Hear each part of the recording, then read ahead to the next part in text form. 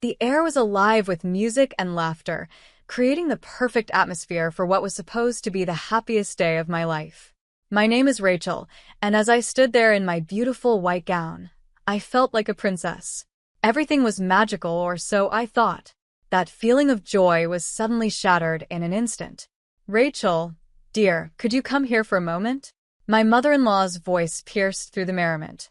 It was sharp, almost commanding.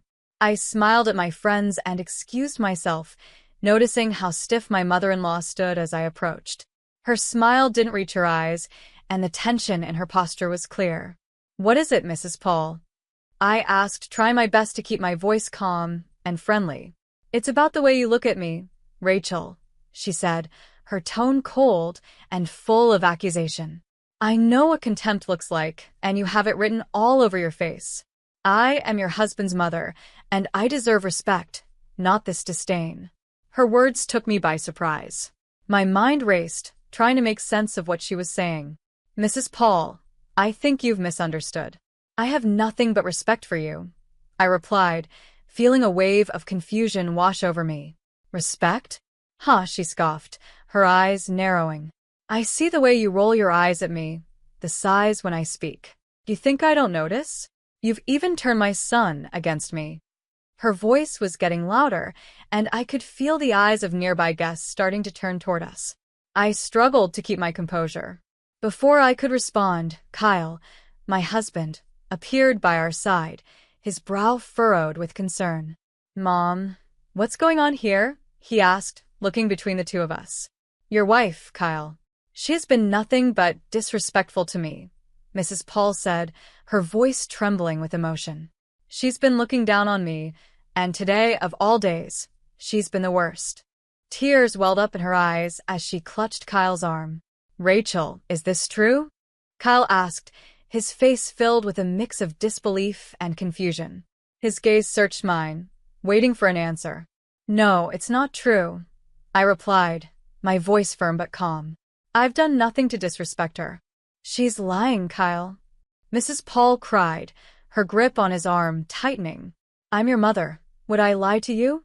Tears now streamed down her face, adding to the drama unfolding in front of everyone. For a moment, the world seemed to slow down as Kyle's face changed from concern to anger. Without warning, his hand came up, and in one swift motion, he slapped me across the face. The sound echoed in the now silent room, and I stood frozen, my hand instinctively rising to my stinging cheek. The guests around us gasped in shock, but no one moved.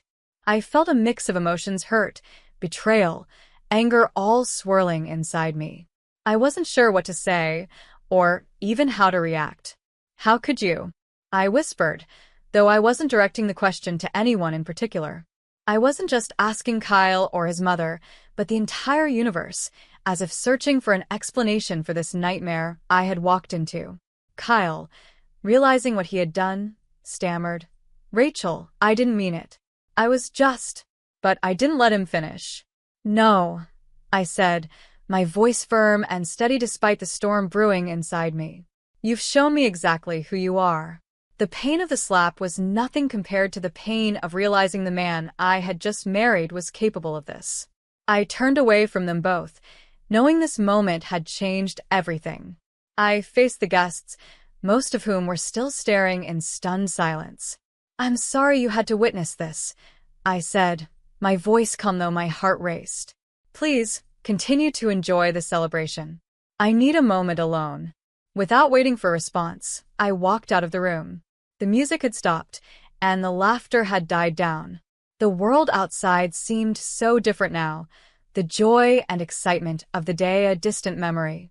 I found a quiet corner away from the noise and chaos, my mind racing with thoughts of what had just happened. How had everything fallen apart so quickly? Just moments ago, I had been filled with happiness, believing I was beginning a new chapter of my life. And now, I felt like my entire world had been turned upside down. My mother-in-law's accusations, Kyle's slap, the judgmental stares of the guests, it was all too much to bear. I needed time to think, to process everything. Could I really continue with this marriage after what had just happened? Could I trust Kyle again? The questions weighed heavily on my mind as I stood there, feeling lost and unsure of what to do next. But one thing was clear. My life had changed, and there was no going back. The perfect day I had imagined was gone, replaced by something darker and more painful. What I had to do now was figure out how to move forward, even if that meant doing it alone. I walked away from the crowd, and as soon as I did, I could hear the whispers start behind me. But I refused to let them affect me. I kept my head held high, knowing that this was not the end for me. Instead, it was the beginning of something new. My mind started racing, forming a plan. I wasn't going to let this humiliation go unanswered. I would find justice for what had happened today. Once I reached the privacy of the bridal suite, I allowed myself to finally feel the emotions I had been holding back. Tears streamed down my face, but they weren't just tears of pain, they were also tears of determination. This moment wouldn't break me. I would not be a victim. I would rise above this and become a victor. My resolve was stronger than ever. After everything that had happened, I knew that I had to take action. I couldn't let them get away with it. The first step in my plan was to gather proof, undeniable evidence of the way Kyle and his mother had treated me. I decided to hire a private investigator to help me. Mr. Sean was known for being discreet and effective, just the person I needed for this delicate situation. "Mr. Sean, I need your help," I said when I called him. "My husband Kyle and his mother haven't exactly been kind to me. I need evidence of their behavior." "What kind of evidence are we looking for?" Mr. Sean asked, his voice calm and professional. "Anything that shows a pattern," I explained. "Emotional, financial, or even legal abuse, anything that can prove what they've been doing." "Understood," he replied. "I'll start with surveillance and background checks. I'll dig into their pasts, finances, everything. You'll get what you need." With Mr. Sean on my side, I felt like I was finally taking control. I began recording every interaction I had with Kyle and his mother. Every phone call, every conversation, I needed all the evidence I could gather. I wasn't going to leave anything to chance. In the midst of all this chaos, my best friend Maria became my biggest source of comfort and support. She had been there for me through everything. "Maria, I don't know how I would get through this without you," I confessed one day when things felt especially overwhelming. "You don't have to go through this alone," she reassured me. "I'm here for you always." "So, what's the plan?" "I'm collecting evidence," I said, explaining my plan to her. "Mr. Sean is helping too. I want to expose Kyle and his mother for who they really are." Maria looked at me with concern. "Be careful, Rachel," she warned. "They're not going to see this coming, and when they do, they'll be furious." "I know," I nodded. "But I can't let them get away with this." Over the next few weeks, the evidence I collected started to build up. It was clear from the phone calls that Kyle's tone was often aggressive and demeaning. The financial records Mr. Sean uncovered revealed just how much control Kyle's mother had over his assets. Some of the transactions we found were questionable, hinting at possible fraud. The more we uncovered, the more disturbing the picture became. One evening, Maria and I sat down together to review all the findings. As we combed through the documents, something jumped out at us. "Look at this, Maria," I said, pointing to a series of bank statements. "They're moving large sums of money, but where is it all going?" "And these emails," Maria added, scanning through them. "It sounds like they're planning something, but we don't know what yet." "We need to connect the dots," I said, feeling the weight of everything we were uncovering. "This isn't just about emotional abuse anymore. There's a whole web of lies and manipulation going on." Maria's eyes widened as she stared at the evidence in front of us. "Rachel, we're onto something big here," she said, her voice filled with both excitement and fear. The more I delved into the evidence, the clearer it became that Kyle and his mother were involved in more than just toxic behavior. This went beyond their mistreatment of me. They were hiding something much bigger, something possibly illegal. I could feel the truth slowly unraveling, and I was determined to see this through to the end. As the days passed, I became more focused on my goal. I wasn't just collecting evidence for myself anymore. I was uncovering a story of deceit and manipulation that needed to be exposed. Kyle and his mother had spent years weaving this web of lies, but now I had the power to tear it all apart. There was still much to be done, but I was no longer the helpless bride they had tried to humiliate. I was stronger than they had ever realized, and soon, the truth would come to light. This wasn't just about getting justice for myself, it was about making sure they faced the consequences of their actions. I wasn't sure how things would end, but one thing was clear. I was ready to fight, and I wasn't going to back down. The whispers of that day were nothing compared to the roar of truth that was about to come crashing down on them. I would no longer be a victim of their games. I would be the one in control. I started to piece it all together. Looking over the documents again, I realized something shocking. "I think they're embezzling funds from Kyle's company," I said to Maria, my voice barely above a whisper. "These documents, they're incriminating." Maria looked at me, her face serious. "Rachel, this is really serious. You need to be careful. They won't take kindly to being exposed." "I know," I said, feeling a mix of fear and determination. "But I can't back down, not now. There's too much at stake." The evidence wasn't just about how cruel they had been to me. It was more than that, it pointed to serious criminal activity. I had everything I needed to make a move, and it was time to come up with a plan to bring them to justice. It was also time to take back control of my life. "Maria," I said, feeling the weight of my decision, "I'm going to expose them publicly." Maria hesitated for a moment, knowing the risk involved.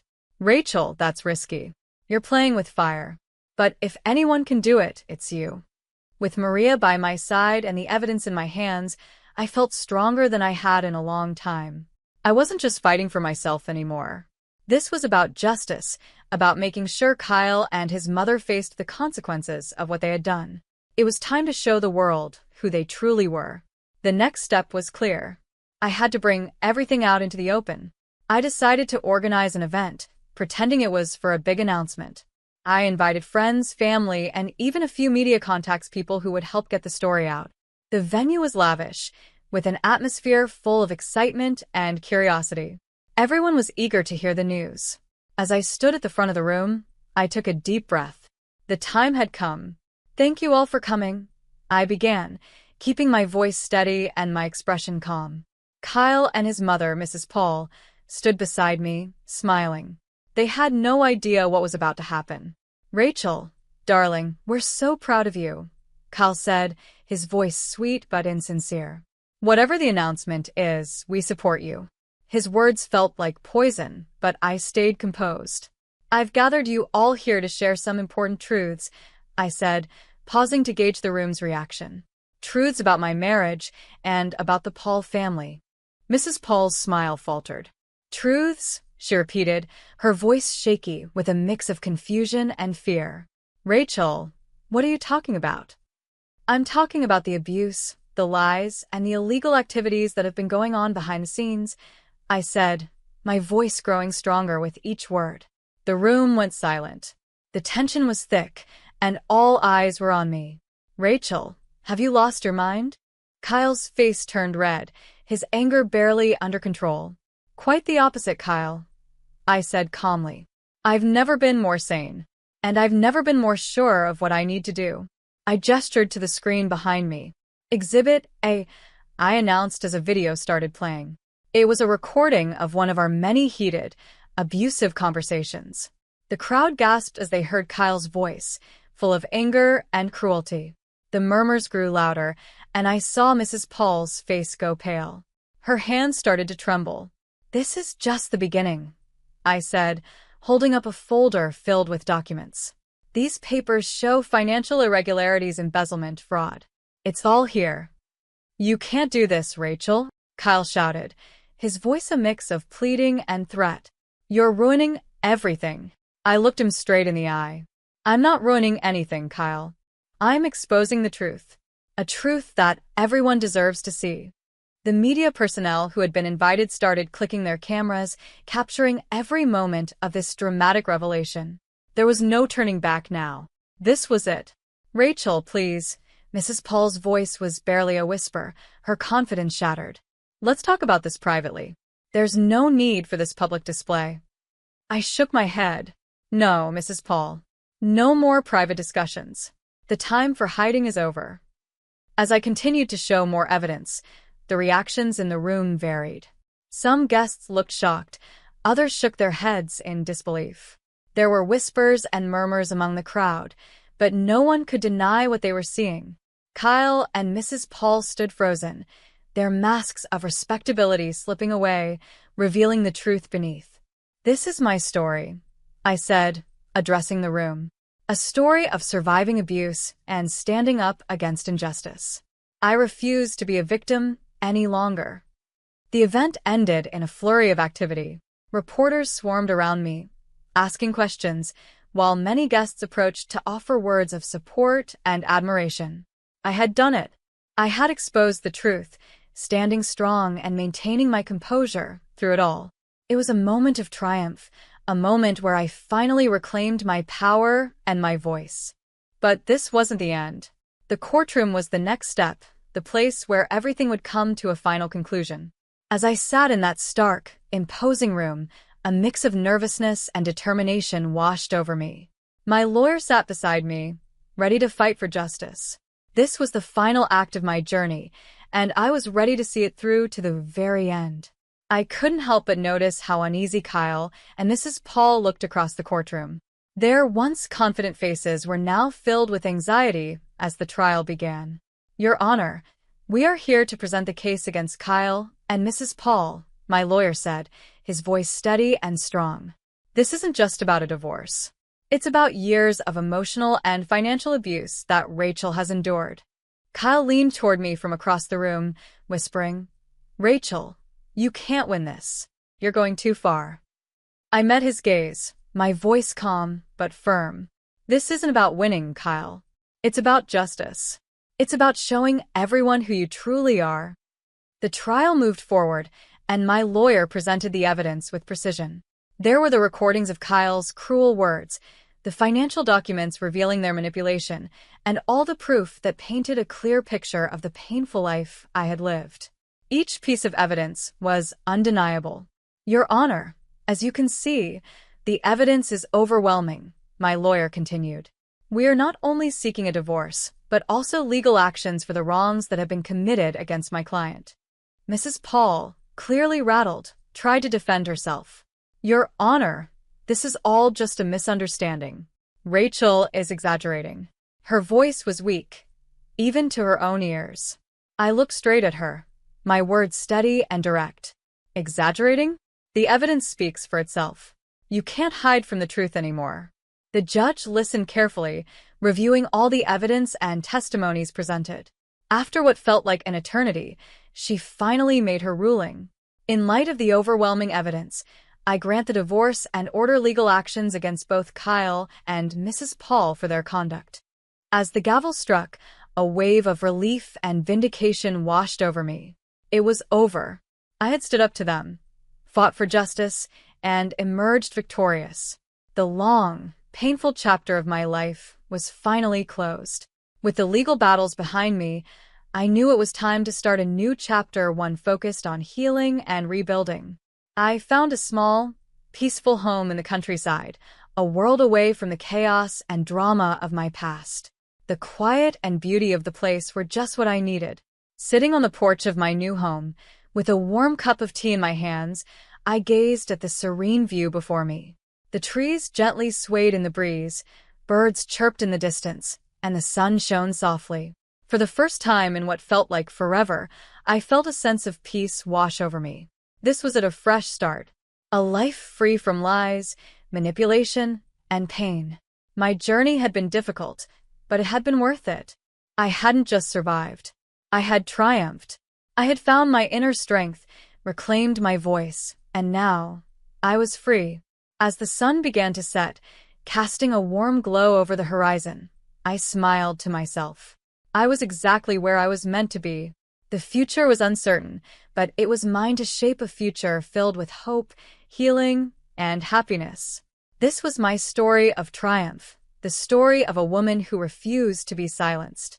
I had stood tall against all odds, and now I was living a life of freedom and peace. My journey had reached its conclusion, but I knew it was just the beginning of a brighter, better life. The story of Rachel's journey has come to an end. Do you think her decision to expose and legally confront her husband and his mother was the right choice? Could she have handled it differently? Share your thoughts in the comments below.